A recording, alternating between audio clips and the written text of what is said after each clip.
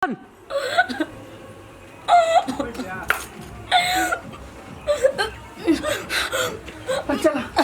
अरे क्या हो गया क्या हो गया ये हमरा से मत पूछे जी ये रौरा का करनी अरे क्या बोले ना अरे क्या बोले थे हम रौरा के कौन अपना प्यार में कमी कैले रही जी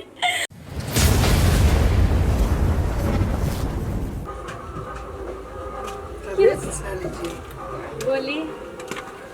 लेकिन सच कहने और गाँव ना इतना दूर बटे का दीदी कहाँ शादी हो गई है इतना दूर। अरे दूर बात तो उससे का हो गई कि हमारे गांव सोना है।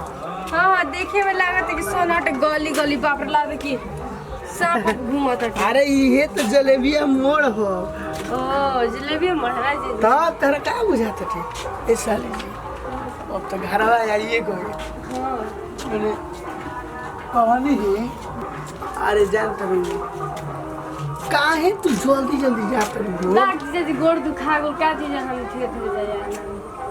मन करता है पेटा पे सोची कितना आनंद आता तक किया लगे। अरे बाप रे बाप पेटवा पर न सुता न तो हमारा मन करता कि तार गोदिया में बैठ जाए। हां हमरा गोदी में बैठन तो पुछटा चली चली बैठे के नहीं चली चली दीदी से बैठ तो भेंट करियो ना बैठो बोल। तू तो खाली अकुताई रहेलू दीदिया आ घरे जीबू तो एगो अलग माथा खराब करी नींद आवता हमके जी नींद आवता तरा हां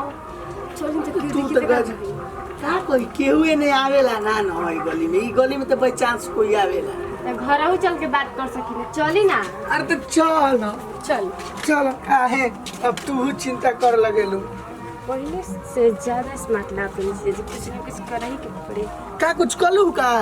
ना हम सोचने कितना और गांव अच्छा बाटे गली गली घूम के जा हमारा गांव अरे हमारा गांव तो सोना के चिड़िया हटे ऐसे हमार देश भी हटे हो ना इन लुका छिपे खेले में बड़ा मजा है। अरे हमने के छोटे छोटे रह जानो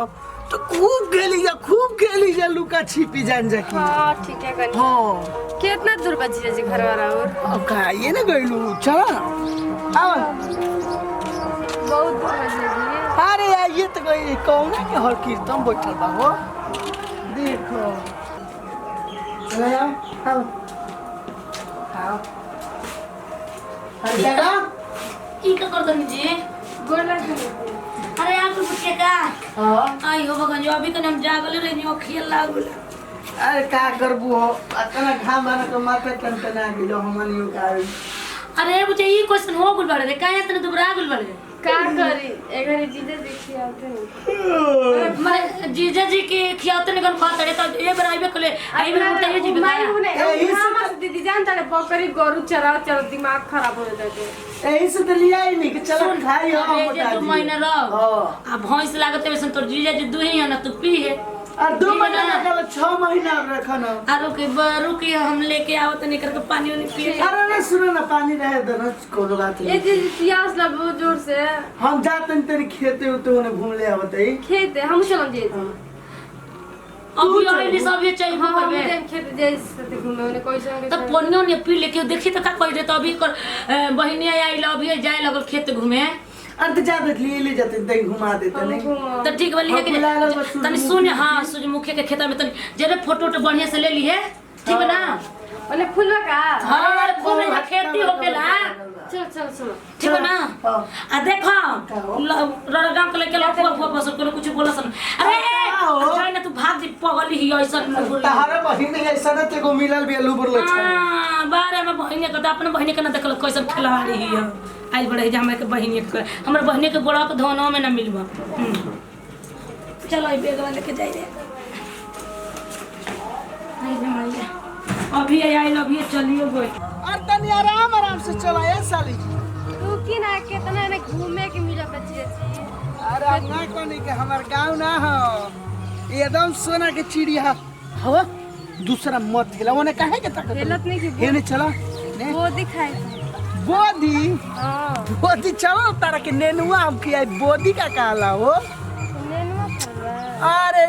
बोदी का काला नेनुआ खियाई ये जे देखी ना कितना बड़े बड़े फल नेनुआ हाँ हो चलो ना अपनों में बोल बा काहे चीज दूसरा में ताकत रू और सब बोला ये जे हेकर का वाला फुलवा के हई हां ई फुलवा के तेल पेराला हो होते होते होला आ तेल पेराला न ते में पूरी छनाला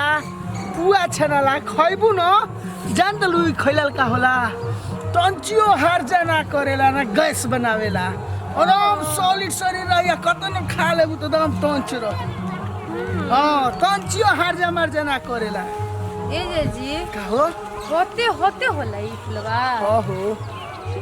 न तोड़ा कैसन दूसरा मौका कह लगिया समारे बोले कैसन ऐसा। मौका ये सर ई जे बैठ जा हो बैठो न हावन कोनो ने खुश बाटे नहीं जी राउर गांव तक अच्छा लोग चिन्ह देखा दे करी से करे अरे उ त बात मत लही बैठी हो ऐसा तेनी आवा न जरिया अब बोली ना जी तारा के देखी न तो जान तलू हमार है दिलावा बा न है दिलावा हां हां बोली लागेला भुकुर भुकुर धुकुर भुकुर करे दो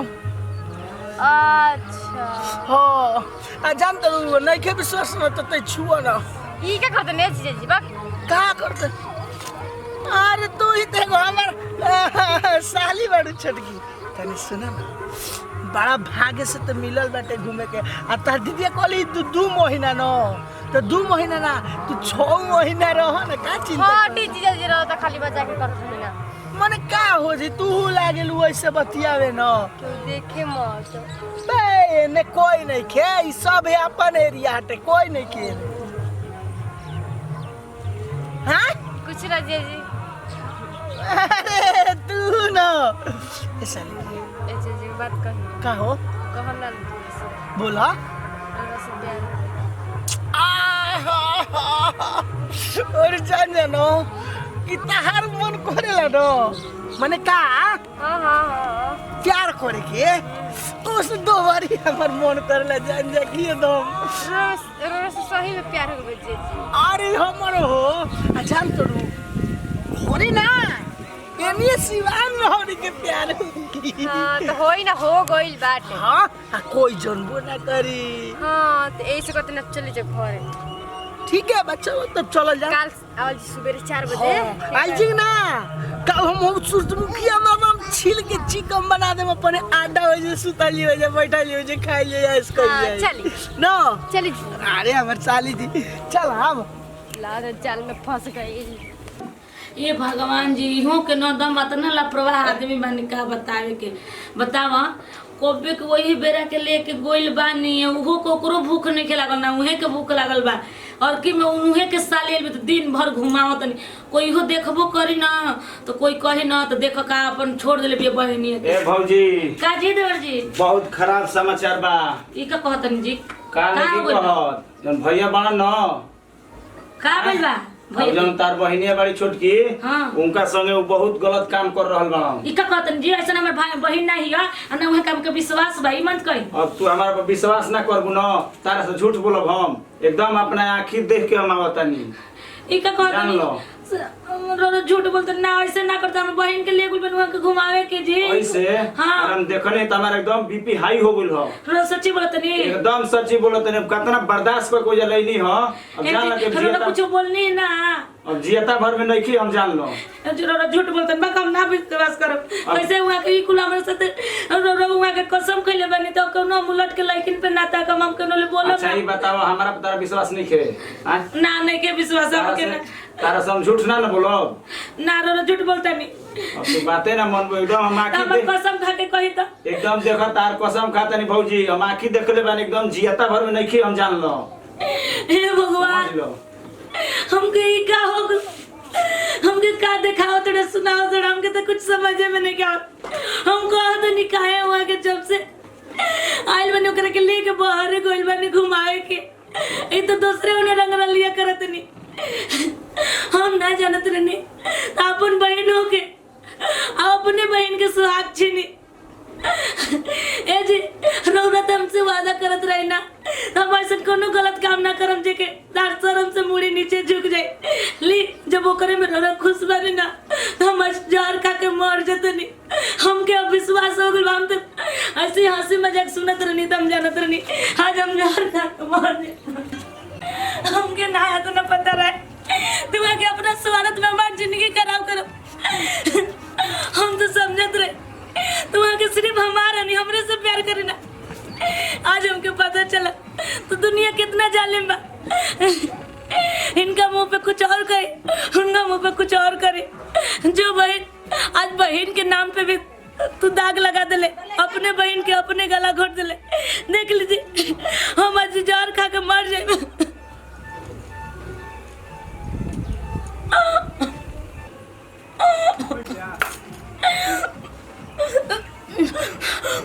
चला। अरे क्या हो गया? का हो दीदी? ए जी, अरे क्या हो गया? हाँ? ये हमरा से मत पूछिए जी, ये रौरा का कहनी। अरे क्या बोली ना। अरे क्या बोले थे? हम रौरा के कौन अपना प्यार में कमी कैले रही जी, तो रौरा हमर बहन संग ऐसे कहनी, का कहनी? हमरा के धोखा देनी। बोली ना झटके तोरा के तो माई बाबू बहुत प्यार से पढ़ावत लिखावत रहे और धूमधाम से शादी भी करे के कहत रहे, तब तू काहे ऐसे कैली? हमार सिंदूर उजाड़ के कहा तुरा मिला था हम चटकी? कुछ नहीं करे दीदी। ए जी जाए दीजिए, हमको कोनो अफसोस नहीं के। जितना दिन हम रहनी उतना दिन तो राउर प्यार हम पैनी ना। रौरा चटकी के साथ खुश रही। हमके कोनो नहीं के दुखी रौरा से कोनो शिकायत नहीं की।